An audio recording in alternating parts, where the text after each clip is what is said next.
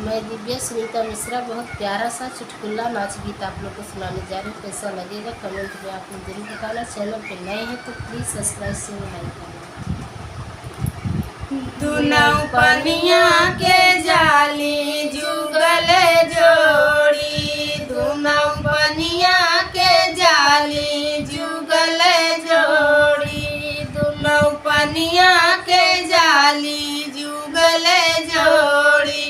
बड़की के सोथे सोने का घड़ियावा, बड़की के हाथे सोने का घड़ियावा, छोटकी के हाथे रेशम डोरी। देखा पनिया के जाली जुगल जोड़ी, देखा पनिया के जाली जुगल जोड़ी, देखा पनिया के जाली जुगल जोड़ी। दुनौ पनिया के जाली जुगल जोड़ी।